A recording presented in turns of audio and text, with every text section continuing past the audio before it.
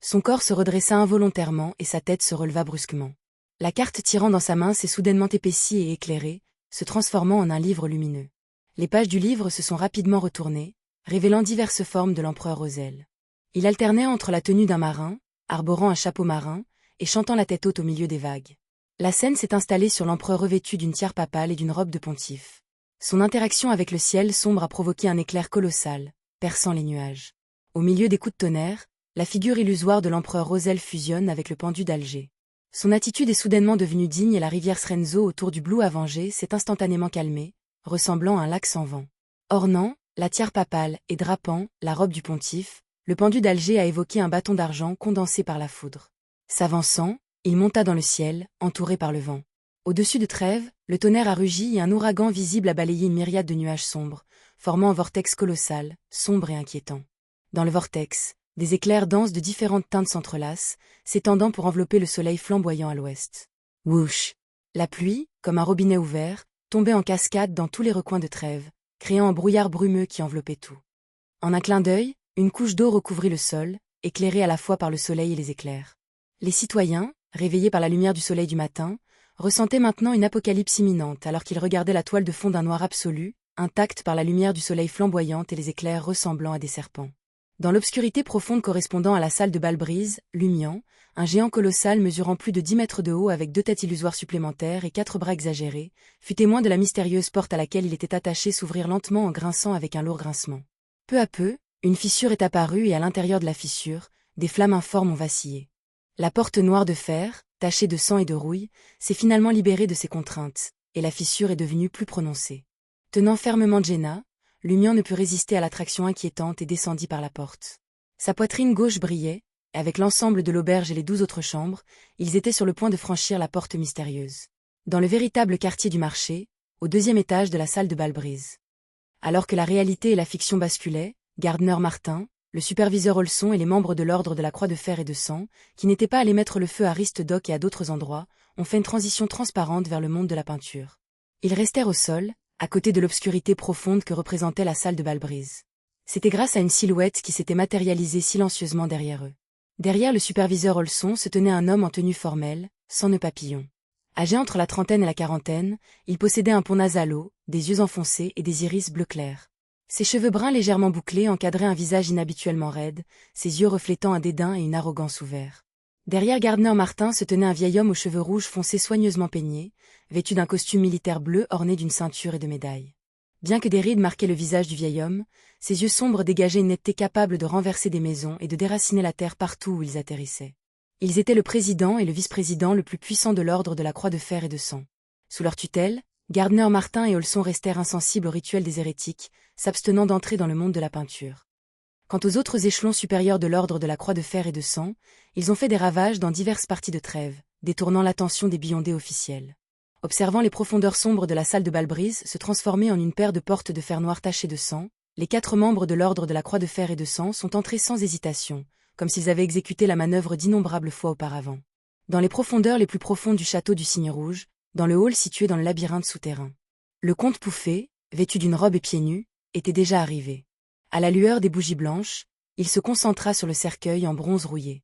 Le couvercle du cercueil s'est déplacé, dévoilant des flammes violettes illusoires qui remplissaient l'intérieur. Ces flammes ont fusionné avec l'anneau noir de fer enfoncé dans le sol, sous le cercueil de bronze. Ils se sont mélangés au sang visqueux et au cœur flétri à l'intérieur de l'anneau, formant une entrée profonde tachée de sang et de rouille. De cette entrée émanait une aura élevée, sanglante et frénétique du sous-sol. Le comte Pouffet tremblait sous l'influence de l'aura, mais ses yeux brûlaient de fanatisme et d'intrépidité. C'était sa première proximité avec l'esprit de l'ancêtre. Un sourire tordu ornait le visage de Pouffet alors qu'il s'avançait à grands pas, traversant la lueur périphérique des bougies et s'approchant du cercueil de bronze anormal. Dans le monde entier, seuls les membres de la famille Sauron possédant les talents correspondants qui avaient attendu leur heure au château du Cygne Rouge, le mystérieux chef de l'ordre secret, et l'empereur Roselle, mort depuis longtemps, savaient que sous le château du Cygne Rouge se trouvait un autre sceau brisé de la 4e époque de Trèves. Vermonda Champagne Sauron, qui dominait autrefois la famille Sauron, était devenue folle et est entrée dans les niveaux supérieurs de la 4e époque de Trèves. Son esprit frénétique s'attardait près du sceau, inextinguible. Ses rugissements angoissés résonnaient, affectant tout le monde au château du Cygne Rouge et ceux de la même lignée. Maintenant, il était temps de mettre fin à la malédiction qui avait provoqué le déclin de la famille Sauron et piégé les Saurons dans des cauchemars. Le comte Pouffet ressentait un puissant sentiment de mission et d'honneur. Convaincu qu'il mourrait ici, il rit d'un air maniaque, pressa sa main contre le bord du cercueil de bronze et se coucha. Sa silhouette s'effondra dans l'entrée profonde tachée de sang et de rouille. Alors que le comte Pouffet disparaissait dans le cercueil en bronze, Elro énorme, vêtu d'un costume de chasse beige avec une queue de cheval, entra dans la salle. Son regard parcourut les bougies blanches et le cercueil en bronze, scrutant les changements intervenus dans le sceau. Elle s'est ensuite coupé le doigt, faisant couler 3 gouttes de sang rouge vif sur le sol. Baissant la tête, elle récita solennellement « L'incarnation du fer et du sang, le symbole de la calamité de la guerre, le prêtre qui contrôle le temps, le grand Snarné énorme. » Après avoir terminé l'incantation, le sang sur le sol bouillait, se dilatant dans un lac couleur sang avant de se condenser en une silhouette vêtue d'une armure noire de fer tachée de sang.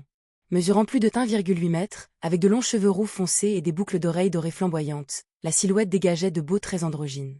Les yeux bruns sombres se fixèrent sur Elro alors que le personnage hochait doucement la tête et disait bravo. Dans la guerre précédente, la famille a perdu son objet le plus important. Nous devons saisir chaque opportunité pour rattraper nos pertes, même si ce n'est qu'une partie. Sur ce, Snarné énorme entra dans l'entrée profonde du cercueil de bronze. Les yeux d'Elro clignotèrent alors qu'elle observait la scène.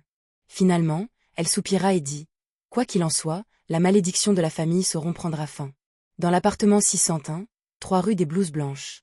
Franca, avec un mélange de surprise et d'inquiétude, sortit la figurine en os de la démone primordiale et l'ancien miroir en argent qu'elle avait obtenu sous terre. Incertaine quant à la signification de l'anomalie de ces 2 objets, elle décide de les placer à distance. Son plan était d'attendre et d'observer les changements ultérieurs avant de décider de la prochaine ligne de conduite. À ce moment précis, le miroir argenté classique reflétait de manière inattendue la figurine de la démone primordiale, même si elle n'était pas dans son champ de vision. Cet événement a déclenché une perturbation sismique dans toute la rue des Blouses Blanches. Une lumière sombre jaillit du miroir, enveloppant Franca et Anthony Reed avant qu'ils ne puissent utiliser leurs capacités. Alors que l'obscurité s'est calmée, seule la table basse, le canapé et divers meubles sont restés dans l'appartement 601. Adjacent à la peinture murale représentant un segment du quartier du marché, derrière le peintre extatique, un ancien miroir en argent se détachait du monde de la peinture et descendait doucement dans l'ombre. S'enfonçant progressivement de plus en plus profondément, il disparut rapidement. Au milieu d'une chaleur indescriptible et d'un monde tourbillonnant, Lumian et Jenna atterrirent sur un sol recouvert de briques de pierre noire pâle. Leurs yeux ont été croisés par la vue d'une ville magnifique au loin, avec des bâtiments noirs asymétriques et des maisons rouges vibrantes. Un mince brouillard enveloppait par intermittence la ville, lui donnant l'apparence d'un mirage, le genre de mirage que rencontrent parfois les pirates et les marins.